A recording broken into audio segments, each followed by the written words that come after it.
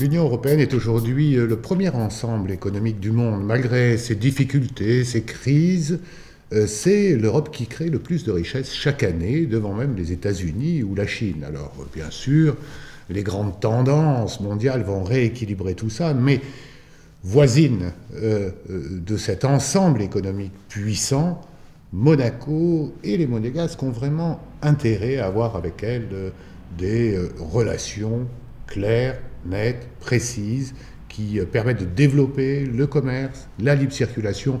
Pour être franc, c'est déjà largement le cas et je crois que ça va encore s'améliorer. Au plan économique, Monaco est complètement inséré dans le monde. Et les leaders économiques et d'opinion le repèrent, le perçoivent et l'approuvent. Une étude récente auprès des leaders économiques et d'opinion en Europe montrait que 2/3 d'entre eux agréaient à l'idée que Monaco avait une place à part dans le monde. Ceux qui étaient exposés à la campagne étaient aux 3/4 de cet avis. Qu'est-ce que ça veut dire? Ça veut dire que Monaco, dans son rapport à l'extérieur, a forcément, c'est une nécessité vitale pour elle, des relations d'ouverture et d'échange. Et en même temps, Monaco est insérée dans l'Europe. Elle dépend d'un environnement immédiat européen et elle fait vivre aussi cet environnement immédiat européen.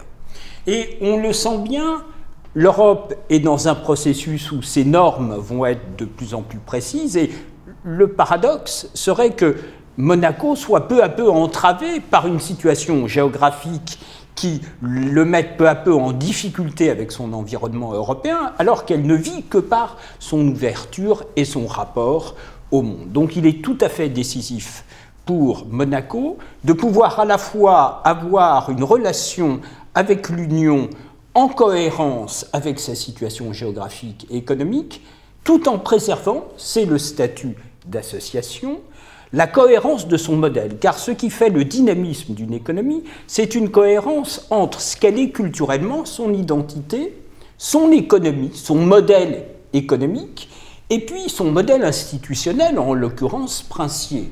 C'est repéré par les leaders économiques et d'opinion, et donc il faut, du point de vue de Monaco, préserver absolument les deux, ce qui fait l'attractivité, le dynamisme de Monaco, et qui rayonne aussi évidemment pour l'Europe, c'est cette cohérence, alors qui passe par des spécificités, droit d'établissement, accès à la nationalité, préférence nationale, en un mot. Donc il est important pour Monaco d'avoir un environnement européen en cohérence avec ce qui fait son dynamisme économique, repéré par les leaders économiques et d'opinion qui ont le sentiment que la globalisation uniformise, rapetisse les identités des peuples.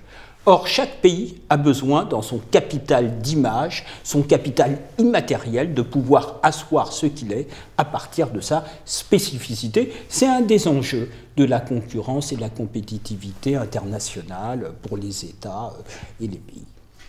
Monaco n'a pas accepté de transférer sa souveraineté, de mettre en cause ses spécificités. On sait qu'à Monaco, il y a un droit d'établissement particulier, une préférence nationale légitime, puisque la population monégasque est minoritaire chez elle, en quelque sorte, ce qui montre aussi les immenses qualités d'accueil de Monaco.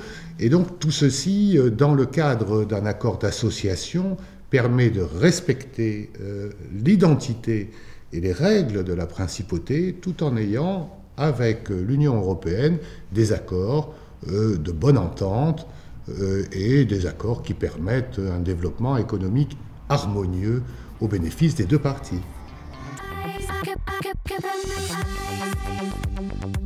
Monaco est une chance pour l'Europe d'abord parce qu'elle est distincte. Et l'avancée de l'association avec l'Union est, me semble-t-il, absolument décisive. Non seulement pour des raisons économiques, le dynamisme de Monaco doit profiter à l'Europe, mais aussi peut-être pour des raisons plus culturelles.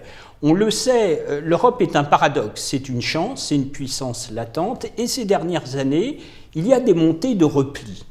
Ces montées de repli en Europe viennent de ce que certains considèrent que les peuples auraient à choisir entre ce qu'ils sont, leur identité, la prospérité ou la survie économique. Et évidemment, dans cette tension, ça entraîne des replis nationalistes.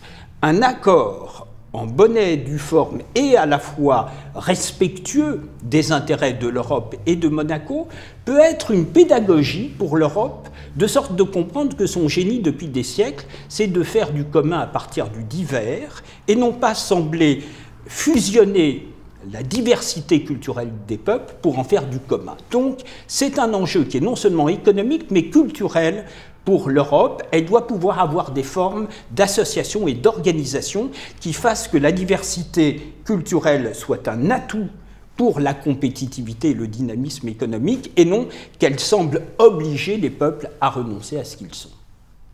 Avec 120 nationalités sur 2 km², un système bancaire branché sur le système européen, mais ouvert sur le monde, avec un tourisme des arts, la culture, les sports et une industrie aussi de pointe sur un si petit territoire, les Monégasques sont vraiment très attrayants. Et en réalité, Monaco est une sorte de perle sur la rive sud de l'Europe méditerranéenne. Et donc l'Europe aurait tort de la négliger. C'est la raison d'ailleurs pour laquelle elle entreprend des négociations, des discussions avec les Monégasques. J'ajouterai enfin sur le plan moral et sur le plan des grands enjeux de l'avenir, l'environnement. On connaît l'engagement du prince souverain et de ses prédécesseurs en faveur de la lutte contre le réchauffement climatique, la dimension maritime qui me paraît essentielle pour l'Europe et pour le monde entier et qui, à Monaco, s'incarne dans la recherche, dans le musée océanographique et dans des activités économiques de pointe.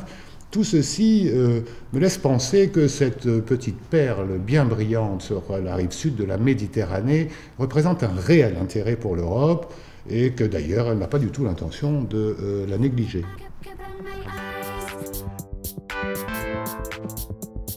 Monaco applique déjà la plupart des grands traités internationaux, des grands accords, est lié au système monétaire, au système de perception de TVA européen, a adhéré aux conventions fiscales, et des efforts considérables ont été faits, il faut bien le dire, depuis plusieurs décennies par la principauté pour appliquer les grands principes de l'OCDE et du Conseil de l'Europe.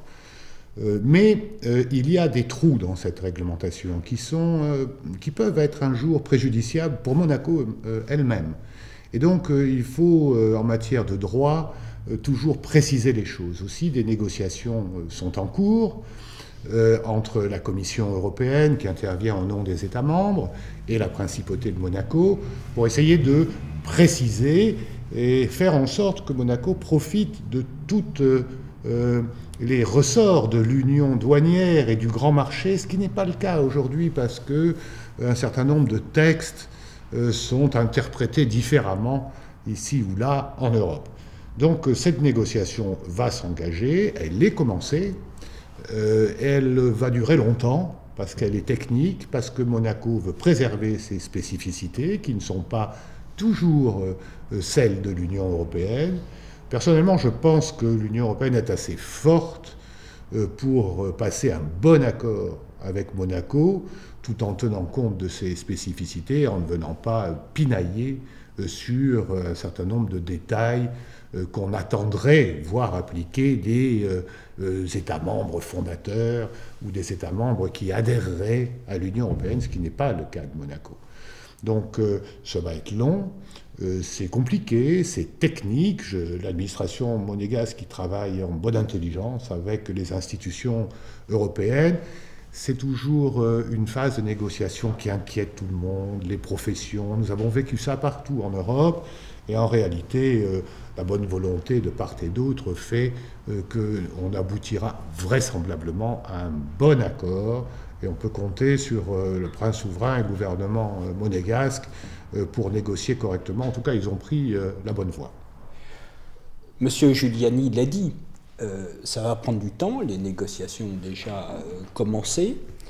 Chacun a intérêt à ce qu'il en sorte un compromis équilibré. Et ce qui va être tout à fait passionnant, c'est qu'évidemment, comme dans toute négociation, échange, chacun apprend à connaître un tout petit peu l'autre. Du côté de l'Union, il y a la pensée des règles et des procédures qui, par le haut, doivent prévaloir avec une très grande technicité des sujets. Du côté de la principauté, évidemment, elle va arguer de sa singularité qui fait son succès. Singularité par le portage princier qui tient ensemble plus d'une centaine de nationalités, ça a été dit, cohérence avec les formes de protection nationale dans un territoire très ouvert, ouverture au monde, tout ça fait qu'évidemment Monaco a une place dans le monde et ça a été dit également, est très attentif aux questions internationales, aux questions environnementales. Eh bien, il va y avoir, au travers de ces négociations qui vont prendre un certain temps, un moment où chacun va comprendre la logique de l'autre et en comprenant la logique de l'autre, va mieux interroger ses propres façons de faire et logiquement, comme l'Europe, ce sont des valeurs, c'est une histoire, c'est la volonté de faire cercle politique avant même que d'être purement procédural, il y aura un accord qui bénéficiera, je dirais, aux deux parties, intégré de la singularité tout en étant conforme à une philosophie européenne générale. Bref, on peut être dynamique en Europe tout en préservant ce que l'on est au travers de ce type de contrat. Display and disguise, try to make me older.